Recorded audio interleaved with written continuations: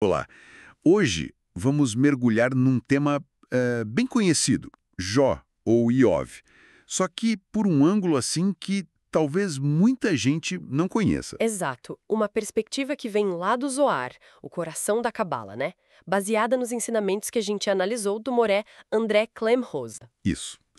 A ideia é ir além daquela visão mais comum, sabe? Do justo que sofre e ponto final. Sim, a gente vai explorar conceitos como o Gilgul, que é tipo a reencarnação, a roda das almas, Certo? e Tikkun, que seria a correção, a purificação espiritual que uma alma pode precisar. E olha, o ponto central dessa leitura é impactante, para dizer o mínimo. Com certeza. A Cabala, especialmente pelo que vem do Ari, sugere que Jó, bom, seria a alma de Terá, o pai de Abraão. Aquele pai idólatra. Exatamente essa conexão.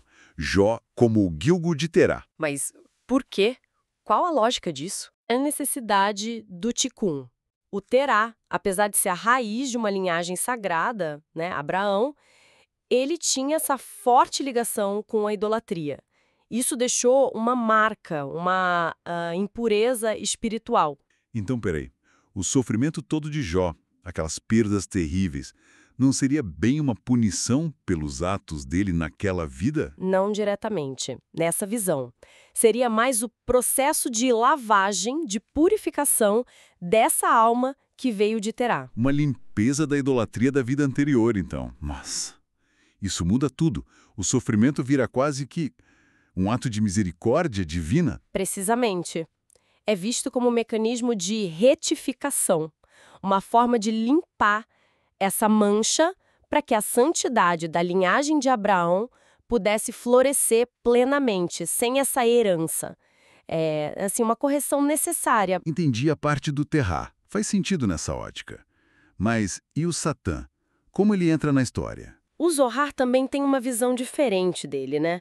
Não é o diabo do jeito que a gente costuma pensar. Bem diferente mesmo. O Satã no Zohar não é uma força do mal independente, sabe?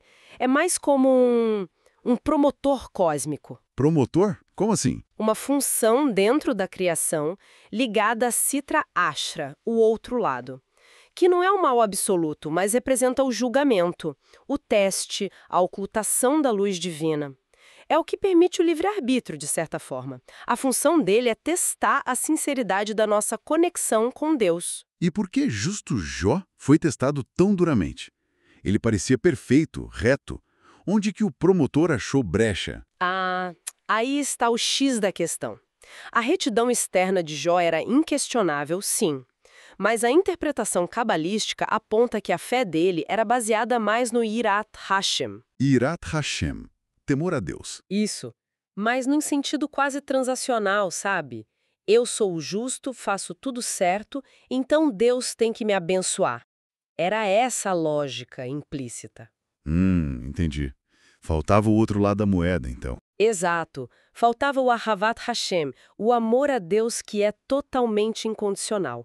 Aquele amor que permanece mesmo sem entender, mesmo sem receber as bênçãos, mesmo no meio do sofrimento. Então a aprovação toda era para isso?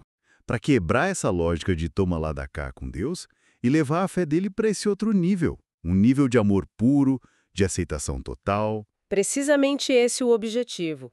Elevar a fé de Jó do medo ou da expectativa de recompensa para o amor desinteressado, para a entrega total à vontade divina, mesmo que incompreensível. E essa dificuldade de enxergar além da lógica imediata, do se sofreu, pecou, não era só Jó que tinha isso, né?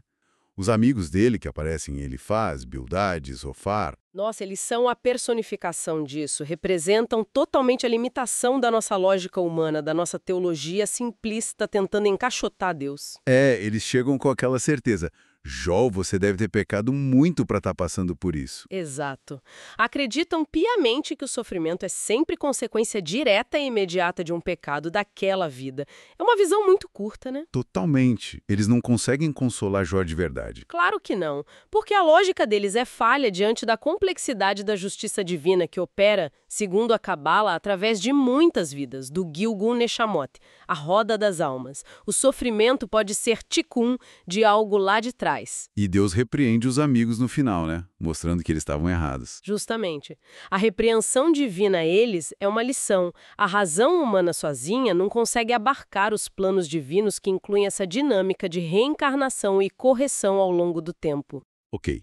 Então, juntando tudo, a visão cabalística é: Jó é Terá reencarnado, passando por uma purificação, tikkun, da idolatria através do sofrimento. Isso. A provação, com o Satã como promotor, serve para transformar a fé dele do temor-recompensa para o amor incondicional, Ahavat Hashem. Perfeito. E a história toda demonstra uma justiça divina que vai muito além do que a gente entende numa única vida, usando a reencarnação, Gilgul, como ferramenta. Essa é a síntese.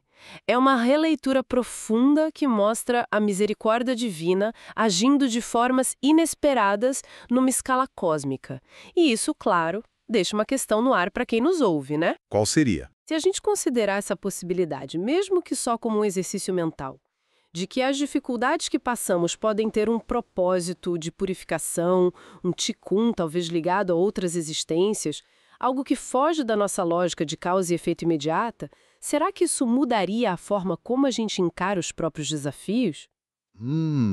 Uma boa reflexão mesmo. Como encarar a diversidade sobre essa ótica. Fica aí pra gente pensar.